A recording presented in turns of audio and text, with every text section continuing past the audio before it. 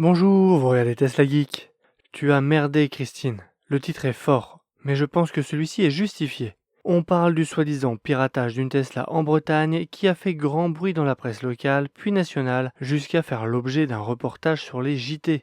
Celui de TF1 du 13 janvier le présentait ainsi.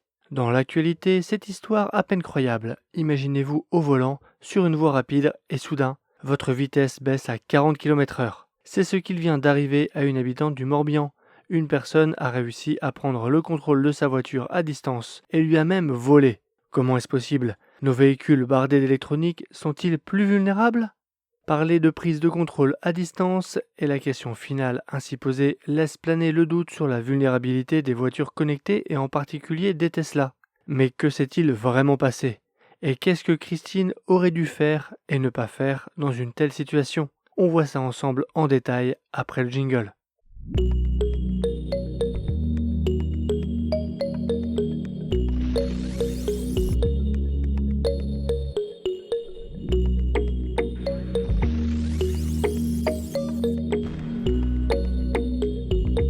Commençons par faire le point sur les faits en regardant ce que nous apprend les différents articles de presse. Alors qu'elle conduisait normalement son véhicule, des commandes se sont activées malgré elle. Quelqu'un agissait sur sa voiture à distance. Je me suis retrouvé sur la voie express avec une vitesse limitée à 40 km/h. Puis il mettait le chauffage à fond. Et ses ennuis ne s'arrêtent pas là. Il a aussi fermé ma voiture à distance, ce qui m'a obligé à briser la vitre pour récupérer mes affaires. C'est épouvantable d'avoir une voiture dont on ne maîtrise plus l'action. Quand on ne s'y connaît pas en Tesla, on pourrait croire, et les médias jouent là-dessus pour faire du sensationnalisme, qu'un hacker derrière son écran a pris le contrôle de la voiture et qu'il la dirige telle une voiture télécommandée. Mais il n'en est rien. Les Tesla, comme d'autres véhicules connectés, sont livrés avec une application mobile qui permet à son propriétaire et à ses conducteurs autorisés d'effectuer un certain nombre d'actions à distance. On peut par exemple contrôler et surveiller la recharge, voir la localisation de la voiture, mais aussi la verrouiller et la déverrouiller à distance, contrôler le chauffage, la musique ou encore limiter la vitesse maximale de la voiture. Tiens donc, ça ne vous rappelle rien? C'est justement tout ce qu'a subi Christine. Notez que depuis l'app mobile, on ne peut pas faire accélérer la voiture ni contrôler la direction ou la stopper. On est très loin d'une prise en main à distance. Le conducteur a toujours le contrôle de la conduite du véhicule. D'ailleurs, je ne sais pas comment la vitesse a pu être limitée à 40 km/h puisque le limiteur de vitesse ne va pas en dessous de 80 km/h. La suite de son récit est intéressante. Christine a de fortes présomptions sur un proche qu'elle et son mari avaient désigné comme conducteur invité sur l'application, qui permet de commander la Tesla. Si vous ajoutez un conducteur, ce dernier aura accès à la plupart des fonctionnalités de l'application Tesla pour votre véhicule, à l'exception d'ajouter ou de supprimer des conducteurs et quelques autres fonctions. Vous venez sûrement de comprendre la raison de mon titre. Christine et son mari ont fait preuve d'une grande négligence. Ce qui a certainement dû se passer, c'est qu'au lieu de déclarer eux-mêmes leur ami en conducteur invité, ils ont donné le mot de passe de leur compte Tesla pour qu'il le fasse lui-même. Et ce dernier, au lieu de se déclarer conducteur invité, il a procédé au transfert du véhicule du compte de Christine vers le sien, devenant ainsi conducteur principal et propriétaire aux yeux de Tesla de la voiture. Dans le reportage de TF1, un moment indique qu'avec un numéro, c'était monsieur qui était propriétaire. Ma compréhension de ce passage, c'est que Christine a contacté Tesla et que dans leur fichier, le VIN de la voiture est rattaché au compte du voleur. Le mode opératoire n'est peut-être pas exactement celui-là. Peut-être que cet ami a dépanné Christine pour un problème sur son ordinateur ou son téléphone et que celui-ci utilise le même mot de passe que son compte Tesla. Peut-être lui a-t-il envoyé un mail de phishing pour récupérer ses identifiants Tesla. Toujours est-il que ce monsieur a réussi à transférer la voiture dans son compte Tesla à lui. Si vous donnez les clés de chez vous à quelqu'un, il ne faut pas s'étonner si un jour il s'introduit chez vous.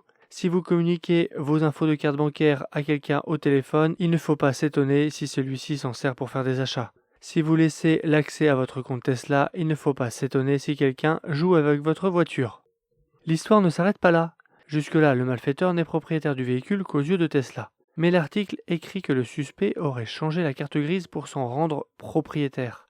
J'ai récemment vendu ma précédente Tesla d'occasion à un particulier, donc les opérations réalisées sont encore assez fraîches dans ma tête. Pour que mon acheteur puisse immatriculer le véhicule, j'avais dû dater et signer la carte grise. Est-ce qu'en plus, Christine avait laissé sa carte grise dans la voiture?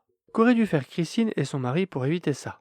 Déjà, faire preuve de méfiance et ne pas divulguer leurs données personnelles. Activer l'authentification à 2 facteurs. Cette sécurité supplémentaire requiert la saisie d'un code reçu par mail ou par SMS pour valider la connexion d'un nouvel utilisateur. Si malgré ces précautions, Christine et son mari se seraient tout de même fait avoir, qu'auraient-ils dû faire pour reprendre la situation en main? Déjà, chercher conseil auprès de quelqu'un qui s'y connaît en Tesla. Je les aurais personnellement aidés avec plaisir. Modifier ces mots de passe pour éviter que ça ne se reproduise. Pour arrêter le contrôle du véhicule à distance depuis l'app mobile, il suffit d'aller sur l'écran de la voiture et dans la section sécurité, désactiver l'accès mobile. Ainsi, le suspect n'aurait plus eu d'emprise à distance sur la voiture. Si au quotidien, on utilise tous notre smartphone comme clé pour accéder à la Tesla parce que c'est tellement confortable et pratique, Tesla livre ses voitures avec 2 cartes clés. Elles permettent de verrouiller, déverrouiller et démarrer la voiture. Il faut toujours avoir une de ces cartes avec soi, car on peut perdre, se faire voler ou ne plus avoir de batterie sur son téléphone. Avec l'une de ces cartes, Christine n'aurait pas eu besoin de briser la vitre de sa voiture. Enfin, depuis l'app mobile Tesla, on peut réclamer la propriété du véhicule. Pour cela, on a besoin de la carte grise, document qu'elle doit toujours avoir en sa possession. Les infos dispo dans la presse ne donnent pas tous les détails et il me manque peut-être des éléments, mais je pense que c'est comme ça qu'il aurait fallu réagir. Si on survole cette histoire, on pourrait croire qu'il est aisé de pirater une Tesla. Pourtant, beaucoup de hackers ultra compétents s'y sont cassés les dents, et pour cause, Elon Musk est très sensible à ce sujet, et les Tesla sont réputés pour être quasi impossibles à pirater. Des candidats tentent de relever ce défi chaque année dans le célèbre Pawn to Own, un concours de cybersécurité qui a pour but de trouver des failles dans des systèmes informatiques afin qu'elles soient corrigées. Tesla y participe depuis quelques années comme d'autres grands groupes. Et Tesla pousse régulièrement par Internet des mises à jour sur l'ensemble de sa flotte de véhicules, à l'image des smartphones ou des ordinateurs. Donc, pour répondre à TF1, nos véhicules bardés d'électronique sont-ils plus vulnérables? Dans le cas de Tesla, non, ils ne sont pas plus vulnérables. Les vols de Tesla sont extrêmement rares, notamment grâce au fait que ce soit des véhicules connectés, géolocalisés en permanence. Dans notre cas, la vulnérabilité est du côté de l'humain. Vous me trouverez peut-être sévère dans mes mots envers cette dame, à qui il arrive des malheurs. J'ai évidemment de la peine pour elle, elle doit se sentir mal d'avoir été abusée et arnaquée de la sorte. J'ai d'ailleurs du mal à comprendre ce qui la motive à témoigner et à raconter sa négligence dans les médias, qui pour certains se servent de cette histoire pour faire des vues et des revenus publicitaires, car parler de Tesla et faire planer le doute d'un éventuel piratage fait vendre. Peut-être est-ce un moyen de faire avancer son enquête ? En tout cas, cette mésaventure ne l'a pas éloignée des voitures connectées et de la marque puisqu'elle a racheté une nouvelle Tesla. J'espère que ce décryptage et mes conseils vous seront utiles. Soyez vigilants, ne partagez pas vos mots de passe. Abonnez-vous pour ne pas rater mes prochaines vidéos et jetez un œil sur mon site teslageek.fr pour des bons plans, une checklist de livraison, un lien de parrainage Tesla et une sélection d'accessoires pour modèle 3 et modèle Y. Et je vous dis à bientôt pour une prochaine vidéo. Si tu as aimé cette vidéo ou que tu veux soutenir la chaîne, mets un like. Tu peux t'abonner pour recevoir les notifications de mes prochaines vidéos et aider la chaîne à être mieux référencée. N'hésite pas à donner ton avis en commentaire. À bientôt!